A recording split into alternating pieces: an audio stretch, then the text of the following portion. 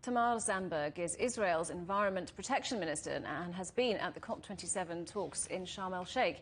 I asked her if there was now more optimism around them after the positive signs from President Xi Jinping's meeting with President Joe Biden.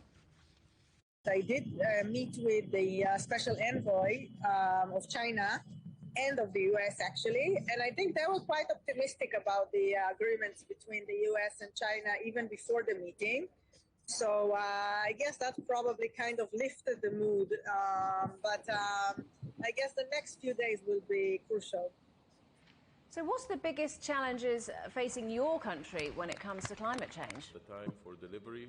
Okay, so I think our country has two main challenges. One, of course, is domestic. We aligned with the net zero by 2050, and we have the challenge of doing all efforts to stand up to that challenge. Being a growing country in terms of population, and that is not a very easy challenge.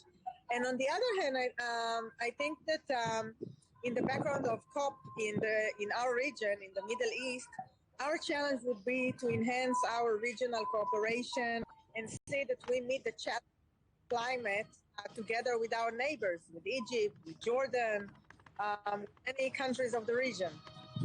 And in some ways, Israel seems to be putting politics aside in order to work with its close neighbours on climate change. How important is cooperation there, do you think? I think it's very important. I actually think it's a key.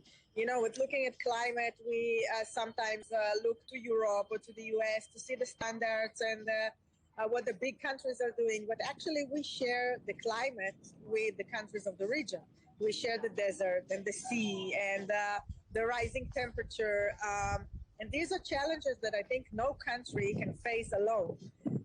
And regional cooperation makes a lot of sense in that respect because we're just close to each other, we share the challenges, and if we share the problems, we can also share the solutions. So what is Israel doing about its own climate change issues? Has it started early enough, and is it doing enough now?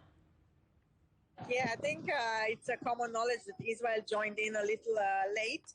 But I am proud to report that this last year has been very busy in terms of both mitigation and adaptation. We started rolling a climate law. We had billions of shekels invested in preventing fires and floods, in shading, in decreasing the heat waves and heat islands. And there is still a lot more to do.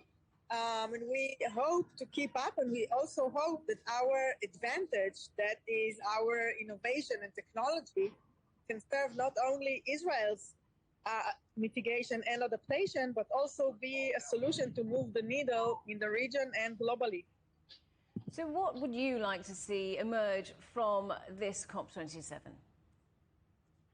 I think that the countries participating in the negotiation are going between keeping the 1.5 alive, enhancing the efforts of mitigation, and actually making their commitments even more ambitious on the one hand, and on the other hand, asking themselves questions of environmental justice, of what is called the loss and damage. How is the developing countries that contribute so little to the crisis but are so very vulnerable? And I think if we can, as the world, as the global effort, can combine the two, see who is suffering from what and how we can reach out, I think that would be a great success. We still have 3 or 4 days to go to see if we can, as humanity, live up to the biggest challenge that we have created, and now we have to, to solve.